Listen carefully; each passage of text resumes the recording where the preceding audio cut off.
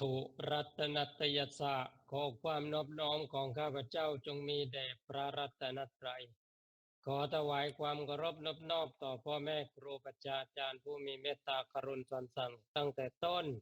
จนถึงบัดนี้ทุกรูปทุกท่านขอความสุขสวัสดีจงบังเกิดมีแด่ญาติธรรมผู้สนใจใกล้ในพระธรรมคำสอนขององค์สมเด็จพระจินวรที่พระสัมมาสัมพุทธเจ้าทรงตรัสรู้และทรงนำมาเปิดเผยประกาศไว้ดีแล้วขอพระสัทธรรมคำสอนนั้นจงประจักษ์แจ้งแก่ทุกดวงจิตดวงวิญญาณด้วยเถิด วันนี้ก็เป็นโอกาสอันดีอีกวาระหนึ่งที่เราทั้งหลายจะได้มาฟังธรรม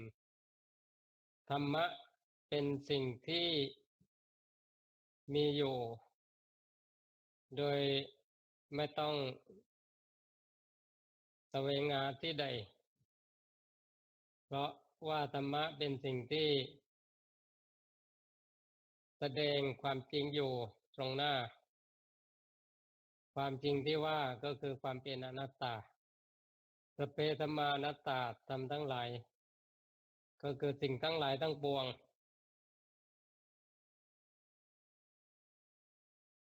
ไม่ใช่ตัวใช่ตนไม่ใช่เราไม่ใช่ของเราไม่ใช่ตัวใช่ตนของเราเพราะฉะนั้นการที่จะรู้เห็นธรรมก็คือกลับมาที่ตรงหน้ากลับมาประจันความจริงอยู่ณตอนนี้เพราะอดีตเป็นธรรมเมาอนาคตเป็นธรรมเมาปัจจุบันเป็นธรรมาก็คือที่อยู่ตรงหน้าคือธรรมะธรรมะแท้อยู่ตรงหน้าแล้วก็ใช้ประโยชน์ได้เลยแต่ถ้าเป็นอดีตก็ไม่อาจถ้าเป็นอนาคตก็ทำอะไรไม่ได้เพราะว่าธรรมะเป็นเรื่องของความทุกข์แล้วก็ความไม่ทุกข์พระพุทธองค์ทรงตรัสรับรองว่าในการก่อนก็ดีในการบัดนี้ก็ดีเราตถาคตบัญญัติตรัสสอนเฉพาะเรื่องทุกข์กับความดับไม่เลืองทุกข์เท่านั้นเพราะฉะนั้นความทุกข์ก็เป็นความจริงความไม่ทุกข์ก็เป็นความจริง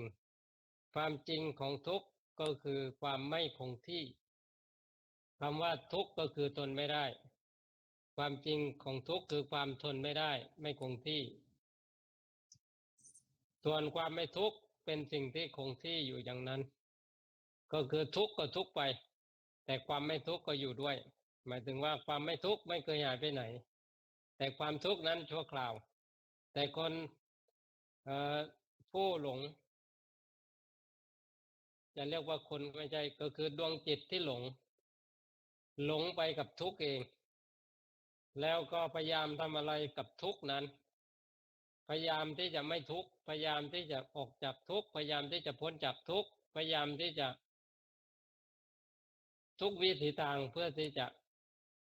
ไม่ให้ทุกข์โดยไม่รู้เลยว่าแค่หันกลับมาเห็นความรู้เห็นตามความจริงเนี่ยก็ไม่ทุกข์แล้วเพราะว่าที่ทุกข์ก็เขาก็ทุกข์ของเขาไปเช่นนั้นแหละ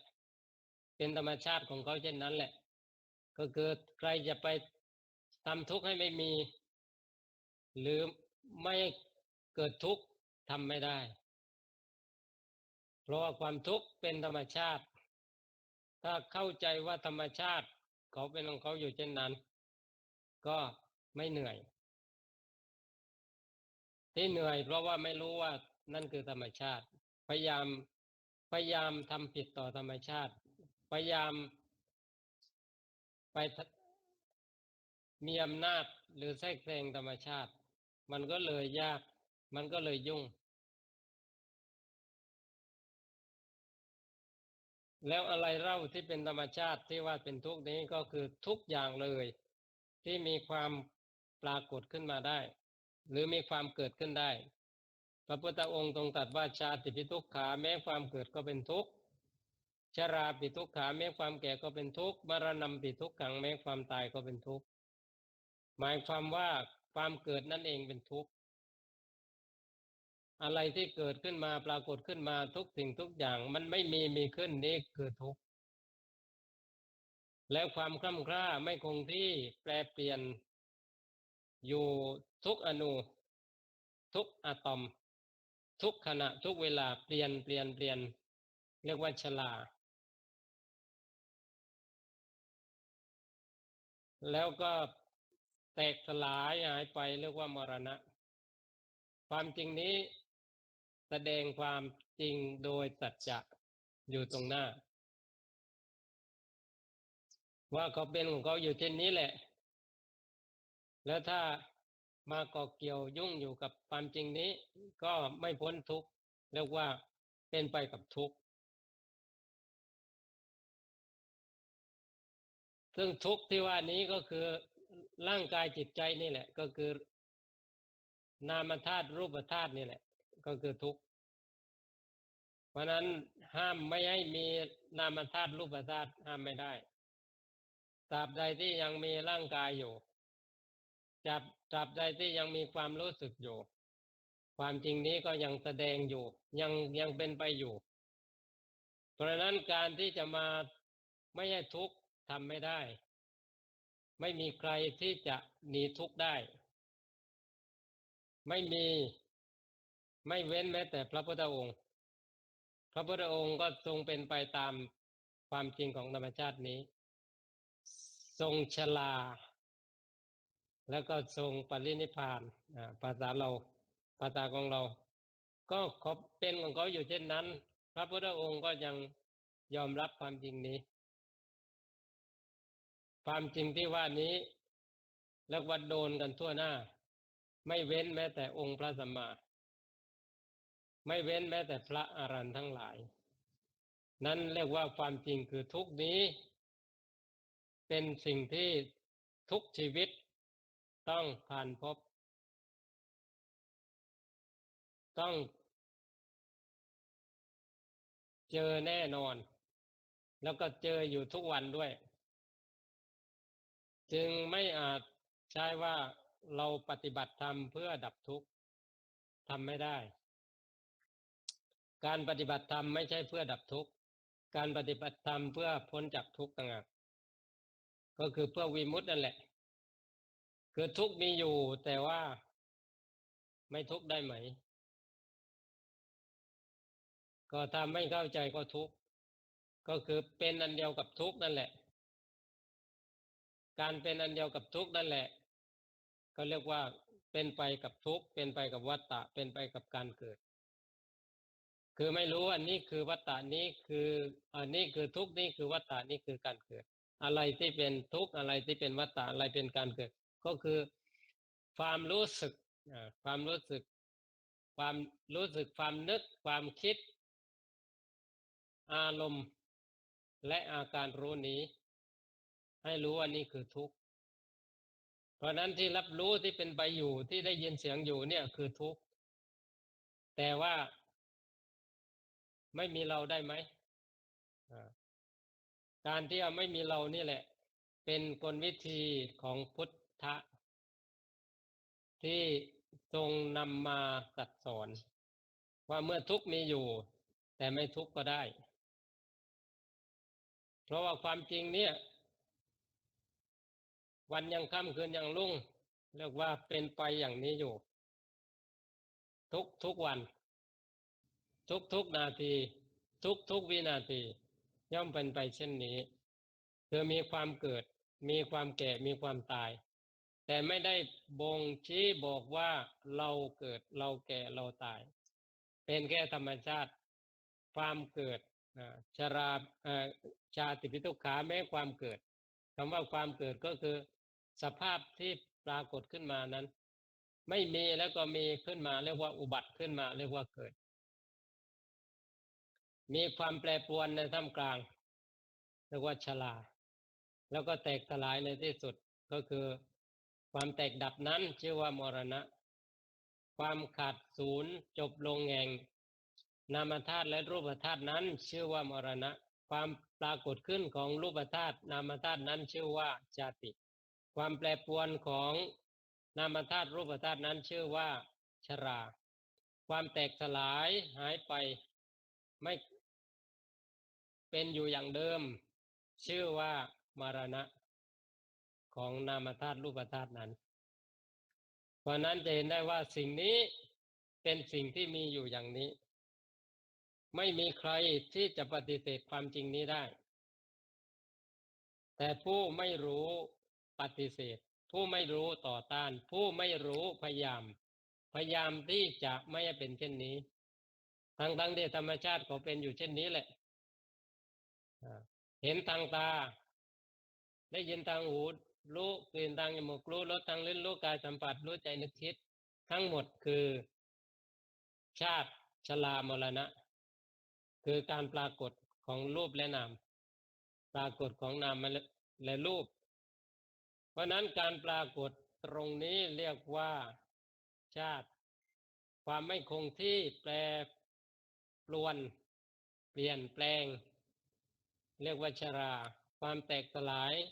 หายไปของนามรูปนี้เรียกว่ามรณะซึ่งก็คือขันธ์ห้านั่นเองเพราะนั้นสรุปว่าขันธ์ห้านั่นแหละก็คือทุกข์แต่ทุกข์ยังไม่ได้เป็นของใครทุกข์นี้บอกแล้วว่าเป็นทุกข์ของธรรมชาติเองเป็นความจริงของธรรมชาติเองฝนตกแดดออกน้ำท่วมไฟไหม้เกิดอะไรขึ้นมาเกิดสงครามเกิดโรคอะไรต่างๆนั้นคือสภาพของเรียกว่าทุกข์ทั้งสิ้นแต่ทุกข์นี้โดนเฉพาะโดยโดยโดยเฉพาะโดนเฉพาะโดยเฉพาะผู้ยึดเท่านั้นผู้เข้าไปข้องเกี่ยวเท่านั้นแต่ผู้ไม่เข้าไปข้องเกี่ยวจะไม่โดนความทุกข์นี้เรียกว่าความทุกข์มีอยู่แต่ผู้ทุกข์หามีไม่นี่คือเรียกว่าไม่โดนแล้วใครไม่โดนความทุกข์นี้ก็คือพระพุทธเจ้าและพระหลานทั้งหลายนอกนั้นโดนกันทั่วหน้าตั้งแต่ปุถุชนจนถึงอนาคามีโดนความทุกข์เรียกว่าเล่นนานได้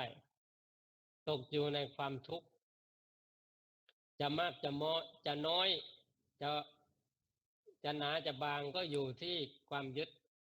เพราะนั้นทุกข์เพราะมีการยึดมากก็ทุกข์มากยึดน้อยก็ทุกข์น้อยไม่ยึดเลยก็ไม่ทุกข์เลยนี่คือเหตุที่พระสัมมาสัมพุทธเจ้าทรงตรัสสอนธรรมเพราะว่าท่านรู้ความจริงนี้แล้วว่าที่ทุกข์กันเนี่ยเพราะว่าการยึดอะไรก็ยึดในขันธ์ห้านี่แหละคือยึดในนามในรูปนี่แหละทั้งที่ว่านามรูปเขาเกิดเพื่อดับเท่านั้นเองเขามีเหตุปัจจัยเขาก็เกิดหมดเหตุปัจจัยเขาก็ดับยอมรับได้ไหมถ้ายอมรับได้ก็แค่นั้นแหละก็เขาก็เกิดตามเหตุปัจจัยถ้าไม่มีเหตุปัจจัยเขาเกิดไม่ได้หมดเหตุปัจจัยประวิงไว้ขอร้องไว้อยู่ก่อนก็ไม่ได้เพราะนั้นการมาการไปการเกิดการดับของธรรมชาติที่ชื่อว่านามธาตุรูปธาตุนี้ไม่ได้มีตามใครเรียกร้องตามผู้ใดประสงค์แต่เขาเป็นของเขาเองเพราะนั้นความเป็นเองอย่างนี้เรียกว่าเป็นธรรมที่เป็นอนัตตาธรรมที่เป็นอนัตตาก็คือเกินกว่าจะบังคับบัญชากันได้เพราะนั้นในความจริงของทุกข์คือความกระเพื่อมไหวหรือการปรากฏหรือการเกิดนี้เป็นความจริงโดยถ่องแท้ว่าไร้ซึ่งตัวตนไร้ซึ่งเข้าเจ้าของไร้ซึ่งการบังคับบัญชาอะไรสักอย่างได้เลยเพราะก็เป็นอนัตตาและสิ่งที่ทรงตรัสว่าความไม่ทุกข์เมื่อมีทุกข์ก็มีความไม่ทุกข์ความไม่ทุกข์คือสภาพที่คงที่ไม่มีเกิดไม่มีแก่ไม่มีตายนั่นคือเรียกว่าไม่ทุกข์ทุกอย่างที่เกิดแก่ตายทุกข์ทั้งหมดความไม่ทุกข์ก็คือความไม่เกิดไม่แก่ไม่ตายซึ่งเป็นเป็นธรรมอีกส่วนหนึ่งซึ่งคงที่อยู่เช่นนั้นเรียกว่าถาวรอยู่เช่นนั้นความไม่ทุกข์เนี่ยถาวรอยู่เช่นนั้น แล้วทำไมเราพยายามที่จะดับทุกข์พยายามที่จะไม่ทุกข์เพราะความจริงความไม่ทุกข์มีอยู่แล้วไม่ต้องไปพยายามไม่ต้องไปทำอะไรความไม่ทุกข์เขามีของเขาอยู่แล้วอยู่คนละฝั่งกันเรียกว่าฝั่งโน้นคือทุกข์หรือว่าฝั่งนี้คือทุกข์ถ้าไปสู่ฝั่งโน้นเป็นฝั่งไม่ทุกข์เรียกว่าพ้นจากทุกข์การที่จะไม่ให้ทุกข์มีได้ด้วยการไม่ยึดเมื่อไม่ยึดในขันธ์ทั้งห้าไม่ก่อเกี่ยวกันธ์ทั้งห้าไม่ยุ่งกับขันธ์ทั้งห้าไม่พัวพันขันธ์ทั้งห้าไม่กระทำอะไรกับขันธ์ทั้งห้าหรือนามธาตุรูปธาตุนี้เพราะนั้นแหละจิตก็จะไปสู่ความหลุดพ้นคือวิมุตติได้แต่เมื่อไหร่ยังไม่ยุ่งอยู่กับขันธ์ห้าเนี่ยไม่พ้นจากทุกข์ถ้างั้นเราพยายามปฏิบัติกันนั่งอย่างนั้นเดินอย่างนี้กำหนดอย่างนี้ถามจริงๆว่าจะพ้นทุกข์ได้จริงไหมมีแต่เพิ่มทุกข์นะนั่งเดินยืนทั้งที่ก่อนหน้านั้นก็ไม่ได้ทุกข์เท่าไหร่พอไปปฏิบัติเริ่มทุกข์แล้วเริ่มผิดปกติแล้วนี่เรียกว่าอะไรไปยุ่งกับสังขารเองไปยุ่งกับรูปนามขันธ์ห้านั่นแหละไปแทรกแซงกับก้าวกายขันธ์ห้านั่นแหละแล้วจะบอกว่าจะพ้นทุกข์ก็ไปยุ่งอยู่กับทุกข์แล้วจะพ้นทุกข์ได้อย่างไรซึ่งความจริงนี้พระพุทธองค์ทรงตรัสว่าให้รู้เห็นตามความจริงเท่านั้นแหละเป็นการปฏิบัติการปฏิบัติที่แท้คือรู้เห็นตามความจริงมรรควิธีที่ถูกต้องก็คือรู้เห็นตามความจริงซะก็ความไม่รู้มิใช่หรือที่ไปยุ่งไปเกี่ยวพันอยู่กับขันธ์ห้านั้นก็รู้ซะ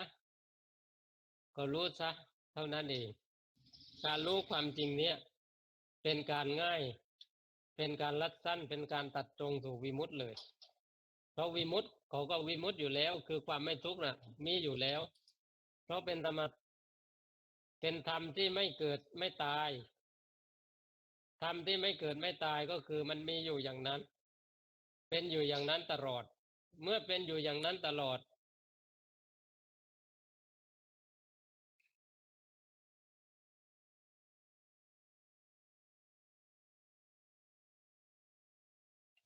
เมื่อเป็นอยู่อย่างนั้นอยู่แล้วแล้วจะไปทำอะไรอีกเพราะนั้นผู้ที่เดินทางมาถึงความเห็นที่ถูกต้องเช่นนี้เรียกว่าสมบูรณ์ด้วยปัญญา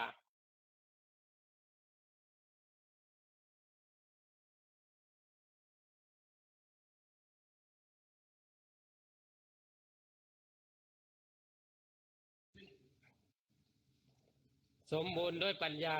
หมายถึงว่าก็รู้เห็นความเป็นจริงว่าเช่นนี้แหละก็คือส่วนทุกข์ก็ทุกข์โดยธรรมชาติเอง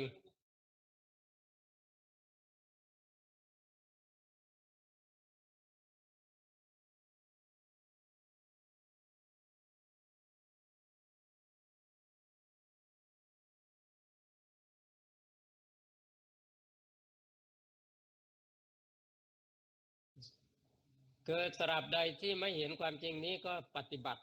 โดยเข้าใจว่าปฏิบัติถูกและปฏิบัติ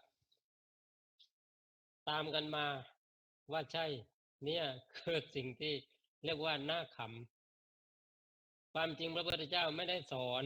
ให้ทำอะไรให้ยุ่งยากท่านสอนว่าให้รู้เห็นตามความเป็นจริงตั้งแต่ปฐมเทศนาเลยยะถาภูตังญาณทัสสนังให้รู้เห็นตามความเป็นจริงซะก็คือเรื่องราวที่เป็นมาเนี่ยที่เราตถาคตได้ตรัสรู้เนี่ยเพราะว่าไม่รู้เห็นตามความจริงก็เมื่อไม่รู้เห็นตามความจริงตอนนี้รู้เห็นตามความจริงแล้วเพราะนั้นการตรัสรู้จึงเกิดขึ้นมารู้อะไรก็คือรู้ว่าสิ่งที่ทุกข์ก็ทุกข์อยู่อย่างนั้นแต่ไม่มีใครเป็นเจ้าของเหมือนเมื่อก่อนส่วนไม่ทุกข์เขาก็ไม่ทุกข์อยู่แล้วแต่ก็ไม่มีใครเป็นเจ้าของอีกเพราะเขาเป็นอนัตตาทั้งความทุกข์ที่ว่าก็เป็นอนัตตาทั้งความไม่ทุกข์ก็เป็นอนัตตานั่นคือการเห็นถึงที่สุดโดยปัญญาอันสูงสุดว่าสัพเพธัมมานัตตาสิ่งทั้งหลายทั้งปวงทั้งที่เป็นสังขาร ก็คือขันธ์ห้านี้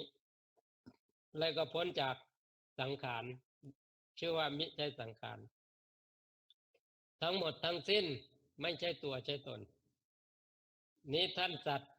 จัดหลายครั้งหลายคราวหลายเวลาว่าสัพเพธัมมาอนัตตาและทรงรวบยอดรัดสั้นว่าก็ในเมื่อทำทั้งหลายเป็นอนัตตาแล้วจะไปยึดถือในส่วนไหนกันได้อีกคือพูดว่าไปแบกไปถืออะไรไม่ได้อีกนั่นแหละแต่ผู้ที่ไม่เข้าใจก็แบกเรียกว่าเป็นนักปฏิแบกนักปฏิแบกก็คือไปแบกความรู้ก็มีแบกการปฏิบัติก็มีเกลือนี้มันเป็นเรื่องที่น่าตลกมากกว่าที่จะพ้นจากทุกข์ได้เพราะว่าเรื่องง่ายๆก็แค่นี้แหละตรงหน้านี่แหละก็คือที่กระเพื่อมไหวก็คือตรงหน้าที่ไม่กระเพื่อมไหวก็ตรงหน้าและจะไปทำอะไรให้ยุ่งยากเล่าไปทำอะไรเพื่อให้เห็นความจริงนี้เราไปนั่งหรือไปกำหนดอย่างนั้นอย่างนี้หรือไม่จำเป็นเลยเพราะความจริงเนี่ยแสดงอยู่ตรงหน้าก็รู้ซะแค่นั้นแหละรู้เห็นตามจริงซะฝนตกฝนตกก็รู้แค่นั้นแหละแต่ไม่จำเป็นต้องทุกข์กับฝนก็ได้ทำไมไม่ทุกข์กับฝนเพราะไม่ไปตากฝนแล้วก็ไม่มีอะไรกับฝนก็ปล่อยให้ฝนตกฝนตกถึงเวลาก็หยุดเนี่ยแค่นี้แหละเรื่องของทุกข์ก็คือแค่นั้นเรื่องของทุกข์พระพุทธองค์ทรงตรัสว่าก็ให้รู้เรื่องของความไม่ทุกข์ทำอย่างไรก็ประจักษ์แจ้งซะก็สองเรื่องก็คือรู้แจ้ง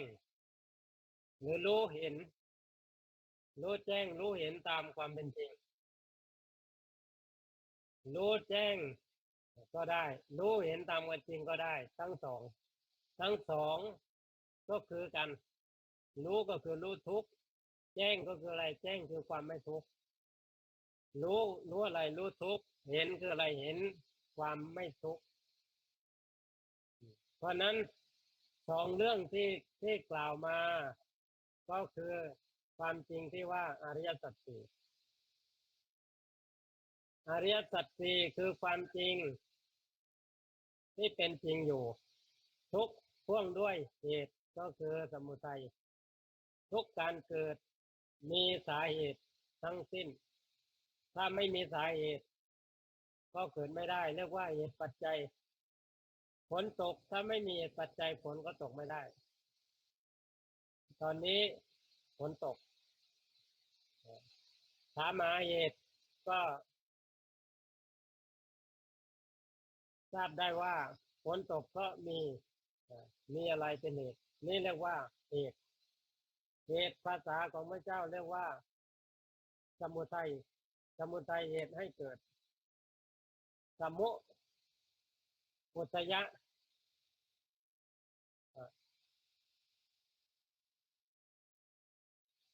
ปุตยะก็คือเกิด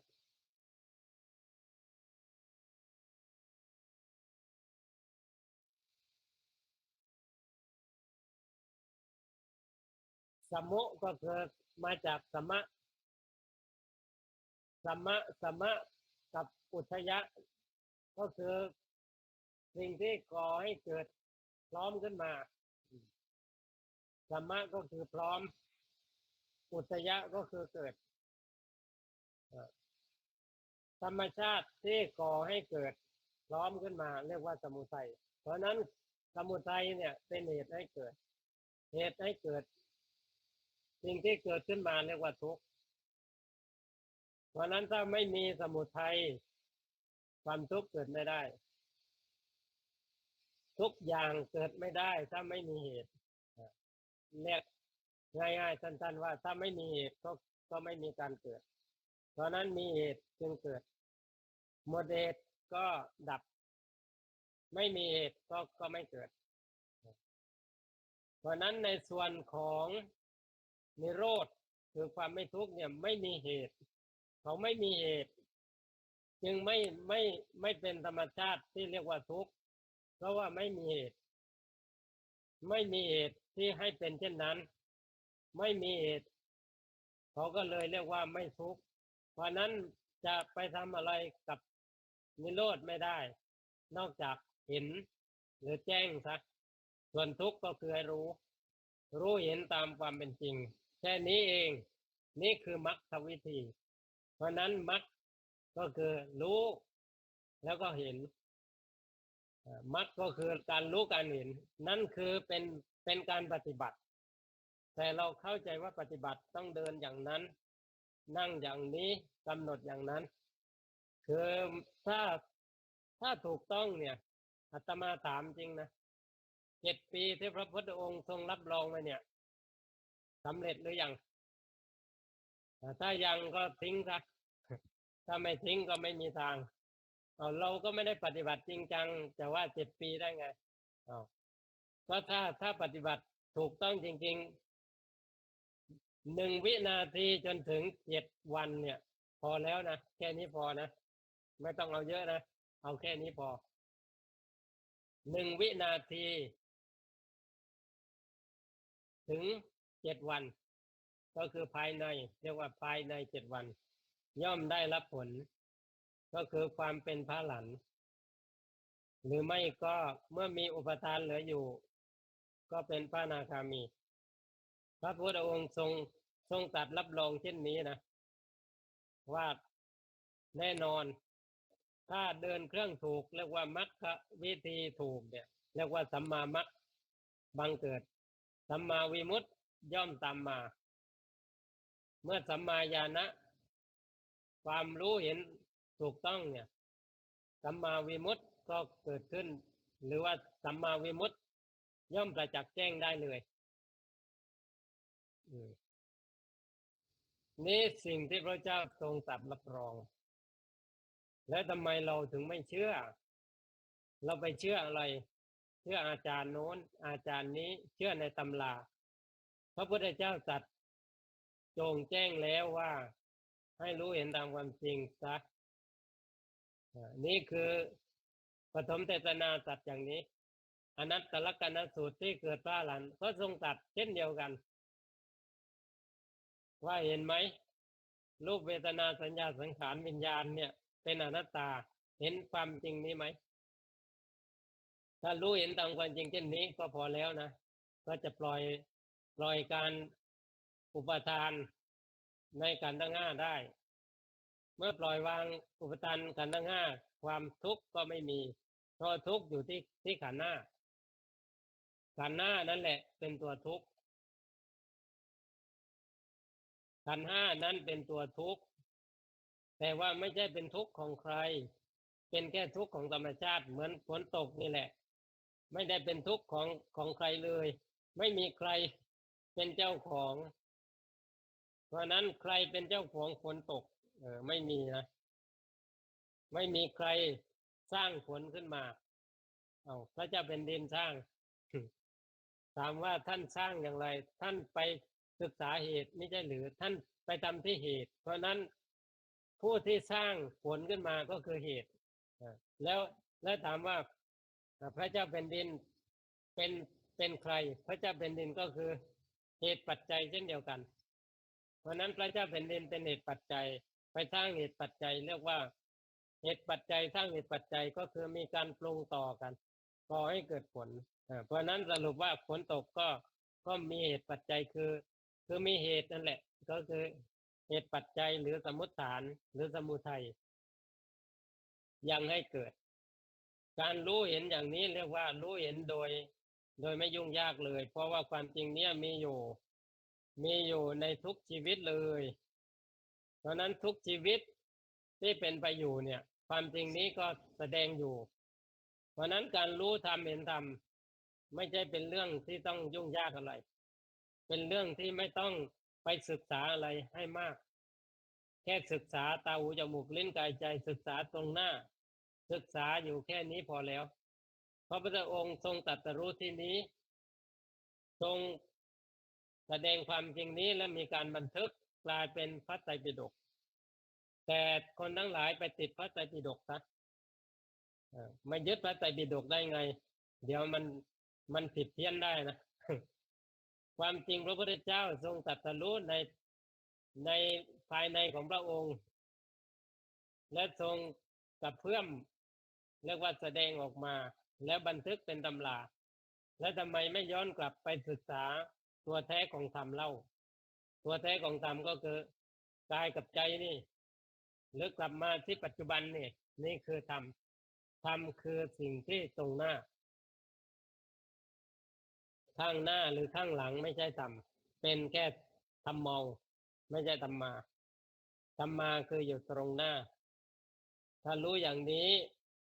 เราก็รัดสั้นได้นะรัดสั้นไม่ต้องยุ่งยากอะไรก็ตอนนี้ก็เป็นธรรมอยู่แล้วไม่ใช่หรือก็ความจริงที่แสดงอยู่กระเพื่อมไว้อยู่นี้คือเป็นความทุกข์ที่ปรากฏแต่ความทุกข์นี้ไม่มีใครเป็นเจ้าของก็เลยไม่มีทุกข์ไม่มีทุกข์ก็เพราะไม่เข้าไปยึดเข้าไปถือในความกระเพื่อมไหวนี้เพราะฉะนั้นพระสัทธรรมได้แสดงความจริงอยู่เสียงธรรมที่กระเพื่อมไหวนี้ก็แสดงความจริงอยู่ขอให้เกิดความรู้ความเข้าใจ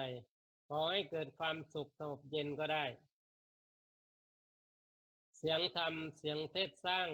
สุขขีธรรมะแสนสนอเพราะดีเพราะพริ้งสัจจะแสดงแต่ความเป็นจริงว่าทุกสิ่งล้วนแต่เป็นอนัตตานี่คือความแสดงของพระสัทธรรมว่าเป็นอนัตตานะที่เป็นทุกข์ก็เป็นอนัตตาที่ไม่ทุกข์คือความเป็นนิโรธก็เป็นอนัตตาทุกข์ไม่มีความเป็นตัวตนก็มีเหตุปัจจัยให้เกิดความไม่ทุกข์ยิ่งแล้วใหญ่เพราะไม่มีใครไปทำให้เกิดเมื่อไม่มีใครทำให้เกิดแล้วจะไหนจึงไปยึดว่าเป็นเราเป็นของเราก็ยึดไม่ได้เพราะนั้นเราจะเอาพระนิพพานหรือก็ไม่ได้เราจะถึงพระนิพพานหรือก็ไม่ได้หรือเราจะประจักษ์แจ้งในความจริงคือนิโรธนี้หรือก็ก็เป็นไปไม่ได้เพราะนั้นการที่รู้เห็นตามเป็นจริงเนี่ยไม่ใช่มีเราเป็นเรื่องของมรรคการรู้การเห็นก็คือเป็นเรื่องของมรรคทั้งหมดจะเป็นสัมมาทิฏฐิเป็นต้นจนถึงสัมมาสมาธิทั้งหมดรวบทีเดียวก็คือรู้เห็นตามความเป็นจริงการรู้เห็นตามความจริงนี้คือเป็นมรรควิธีที่จะรู้ความจริงที่ว่านี้ที่พระพุทธองค์ทรงตรัสสอนนี้ว่าในการก่อนก็ดีในการบัดนี้ก็ดีเราตถาคตบัญญัติตรัสสอนเฉพาะเรื่องทุกข์กับความไม่ทุกข์เท่านั้นความทุกข์ก็ทุกข์โดยธรรมชาติเองส่วนความไม่ทุกข์ก็เป็นอยู่อย่างนั้นซึ่งพระพุทธองค์ทรงตรัสเรียกว่าธรรมธาตุเพราะเหตุที่พระตถาคตจะอุบัติหรือไม่อุบัติก็ตามทีธรรมธาตุนี้มีอยู่แล้วนั่นเทียวก็คือความเป็นธรรมดาความเป็นอยู่อย่างธรรมดานี่แหละก็คือเรียกว่าเป็นธรรมธาตุ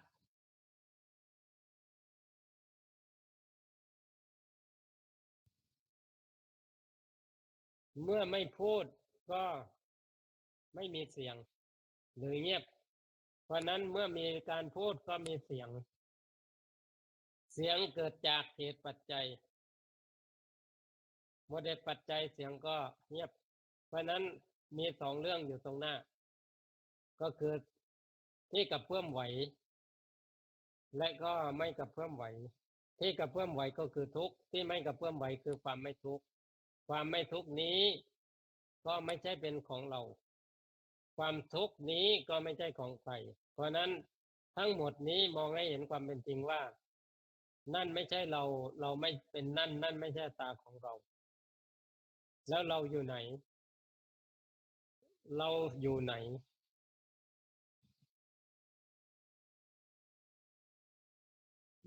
ที่รู้อยู่นี้เป็นเราใช่ไหมอ่าก็ลองหาดูเพื่อหาเราเจอเพราะนั้นสิ่งที่ถูกรู้ก็ไม่ใช่เราสิ่งที่รู้อยู่ก็ไม่ใช่เราและสิ่งที่ถูกรู้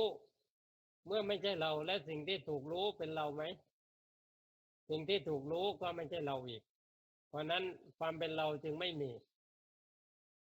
ทุกข์ก็ไม่ใช่เราไม่ใช่ของเราไม่ใช่อัตตาของเราความไม่ทุกข์ก็ไม่ใช่เราไม่ใช่ของเราไม่ใช่อัตตาของเราเพราะเขาเป็นอนัตตานั่นคือความจริงของแท้ว่าสัพเพธัมมานัตตา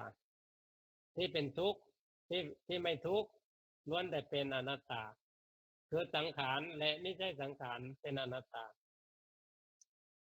ทั้งหมดทั้งสิ้น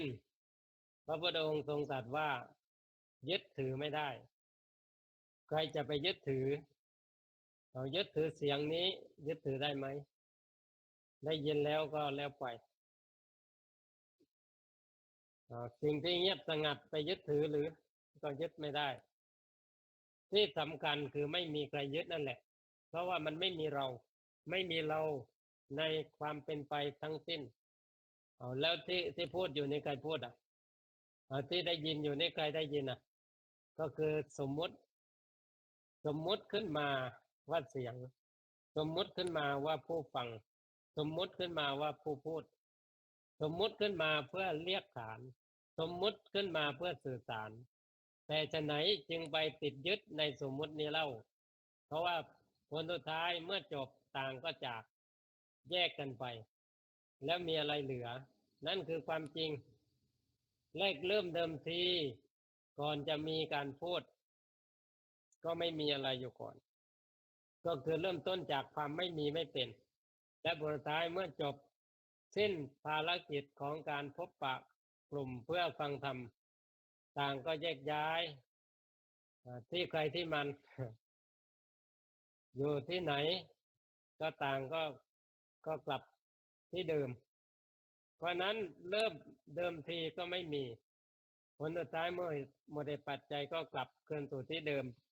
ที่เดิมที่ว่านี้ก็คือดั้งต้นก็ไม่มีแล้วมีขึ้นมาเพราะเหตุปัจจัยหมดเหตุปัจจัยก็หมดสิ่งต่างๆเรื่องราวต่างๆก็สิ้นไปสลายหายไปก็เหลือสู่ความไม่มีอีกกลับคืนสู่ความไม่มีอีกเหลือความไม่มีอีกความจริงเช่นนี้แสดงอยู่ทุกเวลาถ้าท่านทั้งหลายเข้าใจก็นั่นแหละแค่นั้นแหละง่ายยิ่งกว่า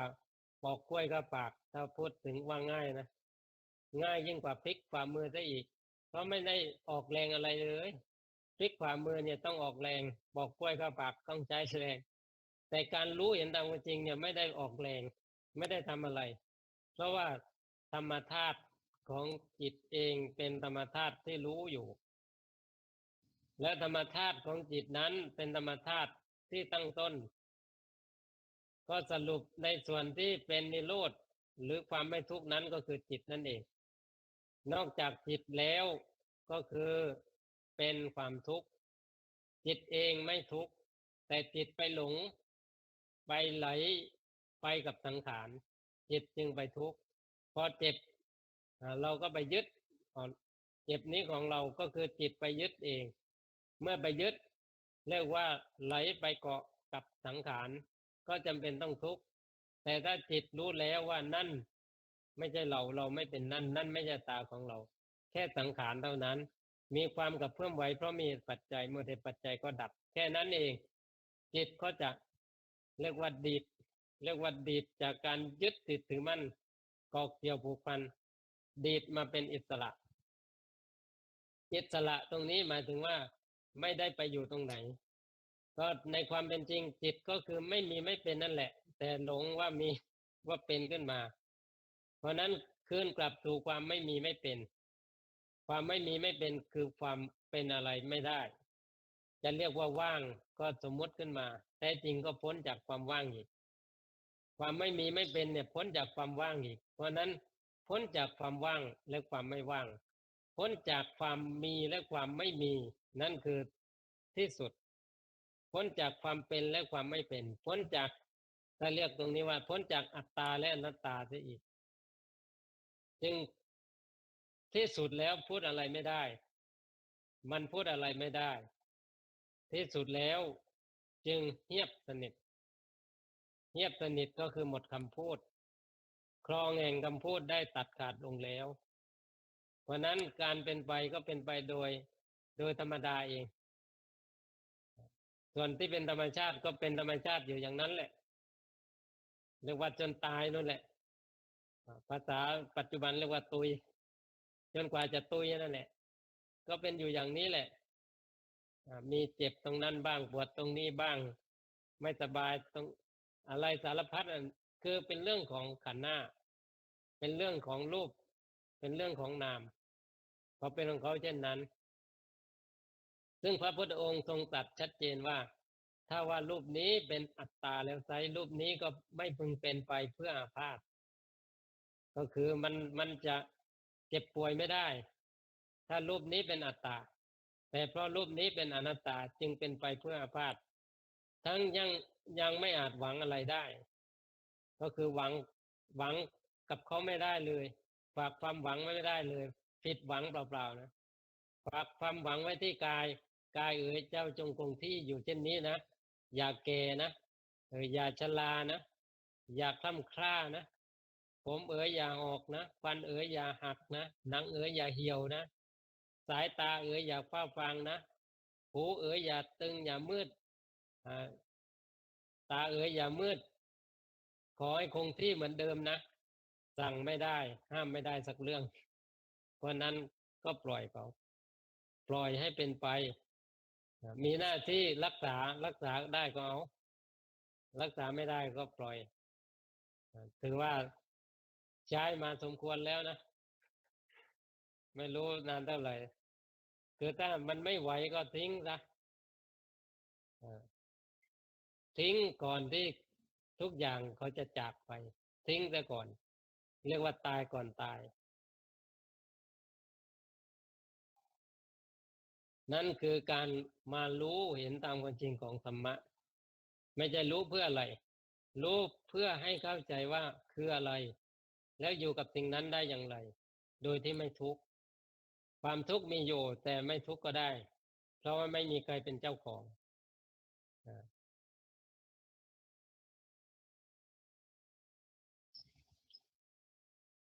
ไม่ใช่ว่าห้ามไม่ให้ทุกข์ไม่ใช่ห้ามไม่ให้ทุกข์ห้ามไม่ได้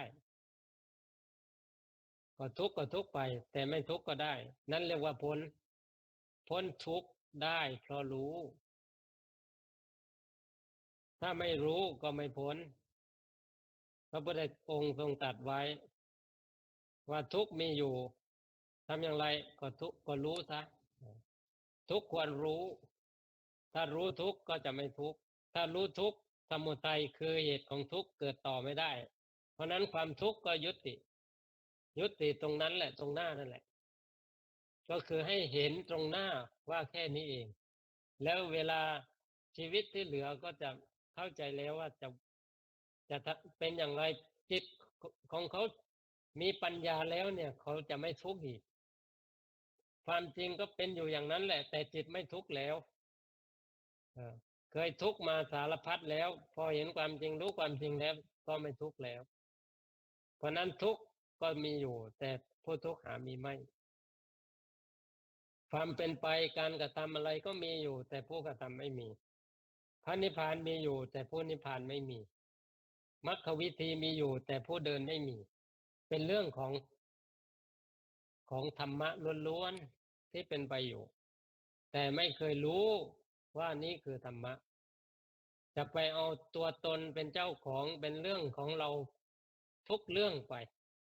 ทั้งที่ว่าเรามันไม่มีจะเรียกว่าเพิ่งมีตอนเนี้ยตอนที่ว่าแม่แม่ว่าไอ้หนูมานี่หน่อยสิอ่าหลายคนเหลือเกินไม่รู้ไอ้หนูคนไหนไอ้แดงมานี่หน่อยสิเออที่เริ่มยึดตอนนั้นเลยว่าฉันชื่อไอ้แดงแล้วไอ้แดงก็คือฉันเพราะนั้นความสมมุตินี้เรียกขึ้นมาเพื่อสื่อสารแต่กลายเป็นไปติดซะไปติดสมมุติซะไปติดชื่อซะไปติดเรื่องราวซะทั้งเนี่ยทั้งหมดเป็นแค่การใช้งานชั่วคราวเป็นแค่การสื่อสารให้รู้ว่าอะไรคืออะไรเท่านั้นเพราะฉะนั้นความเป็นเราแท้ๆไม่มี เอาไม่มีได้ไงเอาตอนหลับมีอะไรจริงไหมตอนหลับมีเราไหมตอนหลับมีบ้านไหมมีรถไหมมีสามีไหมมีภรรยาไหมมีทรัพย์สมบัติไหมมีอะไรจริงๆไหมตอนหลับหลับจริงๆนะไม่ใช่หลับหลอกๆหลับจริงๆไม่มีอะไรเหลือเลยนั่นแหละคือธรรมะก็แสดงให้เห็นแล้วความเป็นอนัตตาความเป็นที่ว่าไม่มีไม่เป็นนั่นแหละก็คือมันไม่มีไม่เป็นอะไรเลยเขาเซตซีโร่ให้เสมอเลยมันจะทุกข์ขนาดไหนก็กลับไปที่ศูนย์เสมอเซตซีโร่ให้เสมอทุกความเป็นไปเซตซีโร่กลับไปที่ศูนย์เสมอเพราะนั้นเริ่มต้นจากศูนย์แล้วไปจบที่ไหนเขาที่ศูนย์แล้วทำไมถึงต้องตะเลิดออกไปจากศูนย์ให้ยุ่งยากอ่าก็อยู่ที่ศูนย์อยู่ที่ความไม่มีไม่เป็นซะความไม่มีไม่เป็นแล้วมันจะเป็นอะไรมันจะเป็นใครจะเป็นอะไรจะมีอะไรมันก็ไม่มีไม่เป็นเราเชื่อว่าว่างว่างอย่างไรไม่ใช่ว่างอย่างที่เราคิดว่างก็คือมันไม่อาจยึดอะไรเป็นอะไรได้เพราะมันไม่มีความหมายที่จะให้เป็นจริงเป็นจังเป็นสิ่งชั่วคราวเป็นสิ่งชั่วคราวในความมีความเป็นนั้นแล้วความไม่มีไม่เป็นก็เป็นสิ่งถาวรมั่นคงแต่หาตัวตนไม่ได้นี่คือมันมันอัศจรรย์ที่ว่าทั้งความมีความไม่มีก็ล้วนแต่เป็นอนัตตาเห็นความจริงโดยท่องแท้โดยเต็มหัวใจว่ามันเป็นอนัตตานี่หรือคืออนัตตาอ๋อมันเป็นเช่นนี้หรืออ๋อมันแค่นี้หรืออ๋อมันแค่นี้เองหรือเที่ยวหาอยู่ตั้งนานมันแค่นี้เองหรือจิตเห็นความจริงนี้โดยท่องแท้ว่าที่กระเพื่อมไหวคือคือความทุกข์ทั้งหมดนั้นก็เป็นแค่อาการทั้งหมดอาการรู้ก็เป็นอาการความรู้สึกนึกคิดอารมณ์ทั้งหลายก็เป็นอาการเป็นอาการแล้วจิตเป็นอะไรจิตก็ไม่ได้เป็นอะไรนั่นก็คือจิตเห็นทั้งอาการของจิตเห็นทั้งตัวจิตซึ่งตัวจิตก็ไม่ได้เป็นอะไรแต่ก็สมมุติให้ว่าคือจิตความไม่มีไม่เป็นความเป็นธรรมธาตุตั้งต้นความเป็นต้นของธาตุนั่นแหละของสรรพสิ่งนั่นแหละคือจิตก่อให้เกิดนามธาตุรูปธาตุขึ้นมานั่นก็คือนอกไปจากจิตทั้งจิตและก็อาการของจิตทั้งหมดทั้งสิ้นล้วนแต่เป็นอนัตตายึดถือแบกเกาะเกี่ยวรักษาอะไรไว้ไม่ได้เลยนั่นชื่อว่าเป็นการเคารพพระธรรมเคารพพระธรรมไม่ใช่ว่าไม่เคารพพระไตรปิฎกชื่อว่าไม่เคารพพระธรรมไม่ใช่เคารพพระธรรมคือเคารพความจริงนี่แหละความจริงที่อยู่ตรงหน้าชื่อว่าเคารพพระธรรมแต่ผู้ที่ไม่เคารพความจริงนี้แบกพระไตรปิฎกท่องพระไตรปิฎกจำพระไตรปิฎกบอกว่าเคารพพระธรรมมันยังไม่ถึงความเป็นผู้ชื่อว่าเคารพพระธรรมอย่างถ่องแท้เพราะความเคารพพระธรรมคือเคารพความจริงที่เป็นตถาตาความเป็นเช่นนั้นนี่แหละเอาความทุกข์ก็เป็นเช่นนั้นไม่ใช่หรือเคารพซะความไม่ทุกข์ก็เป็นเช่นนั้นไม่ใช่หรือก็เคารพซะเพราะนั่นคือพระพุทธพระพุทธเจ้าคือผู้เห็นถึงความเป็นเช่นนั้นชื่อว่าตถาคตพระธรรมคือความเป็นเช่นนั้นนั่นคือพระธรรมทุกดวงจิตทุกดวงจิตมากมายเข้าถึงความจริงนี้ชื่อว่าพระสงฆ์เพราะนั้นพระสงฆ์คือหมู่ทั้งหลายเข้าถึงความจริงเป็นอันเดียวกันก็คือธรรมธาตุความเป็นเช่นนั้นความเป็นอยู่อย่างนั้นความไม่มีไม่เป็นเช่นนั้นการเคารพความจริงเช่นนั้นชื่อว่าเคารพพระธรรมธรรมะในวันนี้ให้ชื่อว่าการเคารพพระธรรมที่แท้คือการเคารพความจริงที่อยู่ตรงหน้าเอวังก็มีด้วยประการฉนี้